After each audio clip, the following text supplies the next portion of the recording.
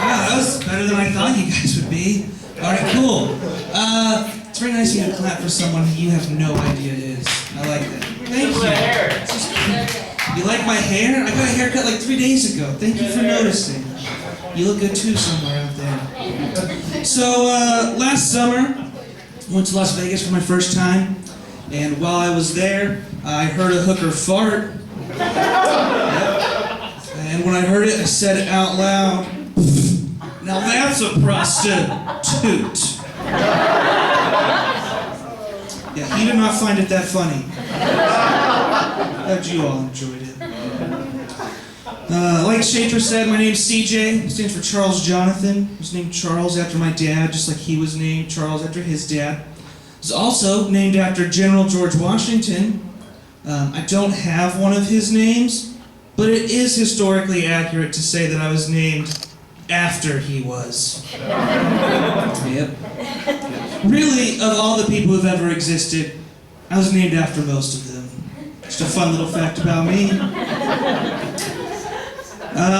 Found out recently that my dad's dad, for those of you keeping track, that's my grandpa.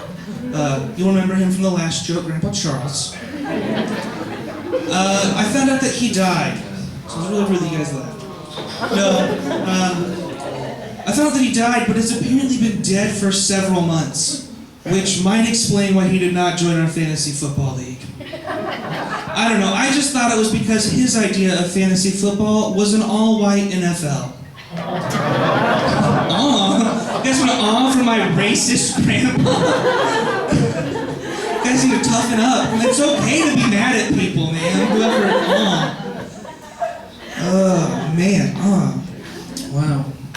So, let's see what else. If you guys didn't like that joke, you're probably not gonna like this one.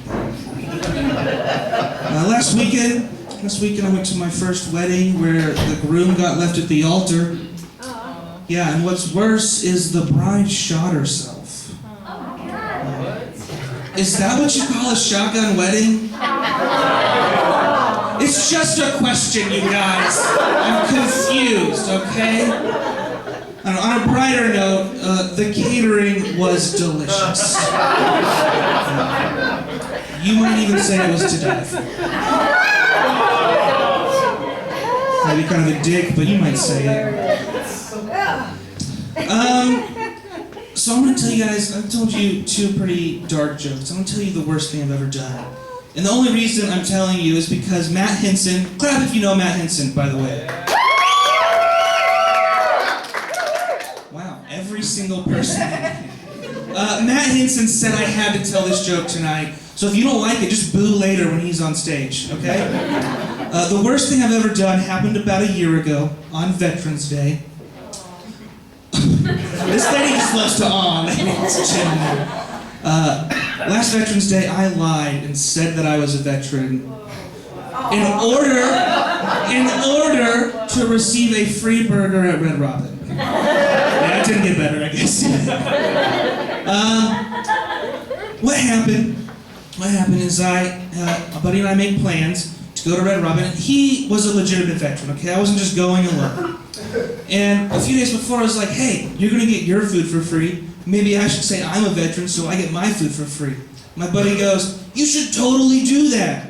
So then I did it, and he immediately was like, I can't believe you just did that. I felt really bad because we ordered, we ate, and the waitress brought us our checks. My buddy goes, oh, I'm a veteran, my meal's free. And I go, me too. And the waitress says, great, I just need to see your military IDs and I can comp your meal. So my buddy pulls out his wallet to get his ID. In the meantime, I pull out my wallet to pretend to look for my military ID that I know does not exist. He hands his over, she looks at me, and I'm just like, I don't know, it's not in here, I can't find it. I must have left it at home on the one day that it mattered for me to have. And she looked at me and she said, it's okay, I believe you. And I, quit lying, please.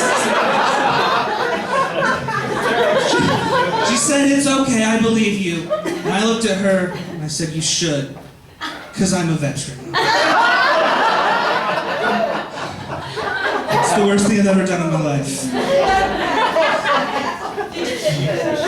I actually, since I didn't pay, I then had to buy dessert so that I could have something to pay on my card so I could tip. So I did tip well. Yay for that. There's subtle victories in life, ladies and gentlemen. I also got a free meal out of it. That's pretty cool. Let's get a little bit happier. I recently went to the zoo with my family, the not racist side of my family. We can offer them too, I guess, if we want. They're not racist. But we went to the zoo and we noticed, we looked at the gorillas and we noticed that one of them was missing an arm. A baby gorilla was missing an arm. And its arm had in fact been ripped off by another gorilla at the zoo. Was this not happier? Was this a bad choice? Anyway, we found out that its arm had been ripped off by another gorilla, and my little cousin asked very concerned, why? Why did this happen?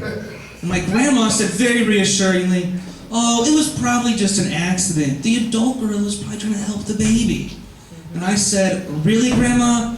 You're an idiot. Right? You all realize that gorillas have the mental capacity to learn sign language. You don't think at some point in that altercation the adult gorilla thought, I'm doing this pretty hard. I don't know, maybe it did. Maybe it didn't realize its own strength. Because apparently gorillas are super strong. There's a sign at the zoo that a steel bar bent at a 90-degree angle. And the sign read, this steel bar was bent by a machine using 700 pounds of force. An easy feat for an adult gorilla. But you guys realize it was so easy for that gorilla because someone just taught it to turn on the bar bending machine. Like they're that smart. Right? That's not an accurate representation of a gorilla's strength. If you want to showcase how strong a gorilla is, you gotta put one of its accomplishments up there. I don't know, off the top of my head, how about that baby's arm? Let's throw that sucker up there. Say this arm was ripped off using 700 pounds of force. An easy feat. Well, for that gorilla right over there. Just like last Tuesday. That's how strong they are. You guys know State Farm's slogan, like a good neighbor, State Farm is there? Yeah, I hate that slogan. I think it's so dumb. Because there's never been a time in my life when I thought, oh crap, I wish my neighbor was here right now. That solved everything. Neighbors are the worst, alright? No matter how friendly you are with your neighbor, you always kind of have the thought in the back of your mind, like, maybe they have a stack of dead bodies somewhere in their house. And it's totally possible. You all realize that it only takes 2 dead bodies to make a stack of dead bodies. That's a pretty achievable number of dead bodies. That's like running over one couple on a tandem bicycle ride. Boom! Stack of dead bodies. Can I get in one, please? And I'm sure some of you think, oh, my neighbor's way too nice. They could never murder someone. You're wrong, alright? Watch the news. Anytime they catch a murderer, they always go to his house, and they always interview the neighbor, and they always ask the same question. Did you have any idea that you were living next to a murderer? The neighbor's always like, no, that guy was literally the nicest person I knew. That's to the point, anytime my neighbor is nice to me, I just call the police.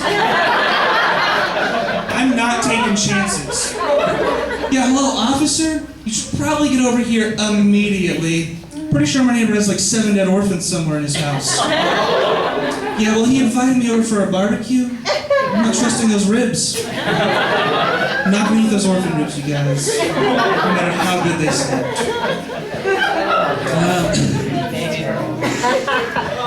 Anyways, I realize it's easy for me to stand up here and point fingers and say, my neighbors are weird and creepy. But I'll be the first to admit that I'm a weird, creepy neighbor sometimes. Like last week, I was leaving for work, 7:30 in the morning. My neighbor is also leaving, and she has her dog with her. The dog starts barking at me, and it's early, so she's trying to quiet it down and say, it's okay, boy, it's okay.